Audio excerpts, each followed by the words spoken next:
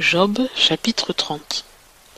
Mais maintenant des hommes plus jeunes que moi se moquent de moi, des hommes dont je n'aurais pas daigné mettre les pairs avec les chiens de mon troupeau. Et qu'aurais-je pu faire de la force de leurs mains? En eux avait péri toute vigueur. Exténués par la disette et la faim, ils broutaient les lieux arides, depuis longtemps désolés et déserts.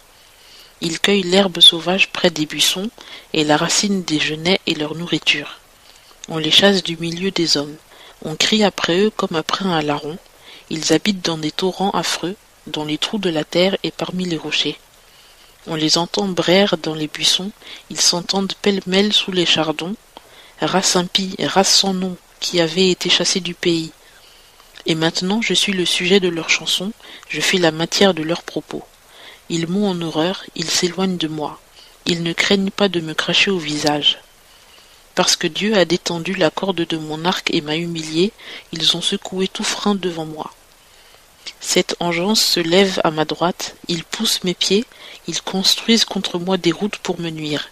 Ils rompent mon chemin, ils aident à ma ruine, eux à qui personne ne portait secours. Ils arrivent comme par une large brèche, ils se précipitent au milieu du fracas.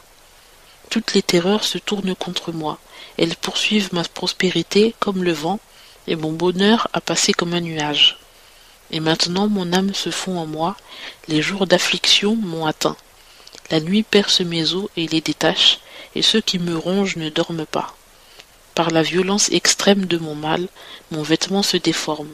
Il me serre comme le col de ma tunique. Dieu m'a jeté dans la boue, et je ressemble à la poussière et à la cendre. Je crie vers toi, et tu ne me réponds pas. Je me tiens debout devant toi, et tu me considères. Tu es devenu cruel pour moi. Tu t'opposes à moi avec toute la force de ton bras. Tu m'enlèves, tu me fais chevaucher sur le vent, et tu me fais fondre au bruit de la tempête. Oui, je sais bien que tu m'amènes à la mort, et dans la demeure, rendez-vous de tous les vivants. Seulement, n'étendrait-on pas la main au milieu de la ruine, et dans sa calamité ne serait-il donc pas permis de pousser un cri? Ne pleurais-je pas sur l'homme qui passait de mauvais jours?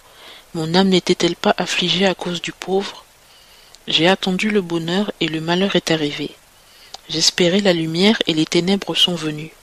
Mes entrailles bouillonnent sans repos, les jours d'affliction m'ont assailli.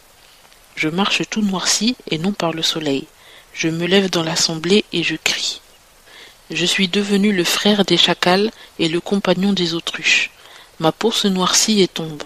Mes os sont brûlés par la fièvre. Ma harpe s'est changée en deuil et mon luth en voix de pleurs.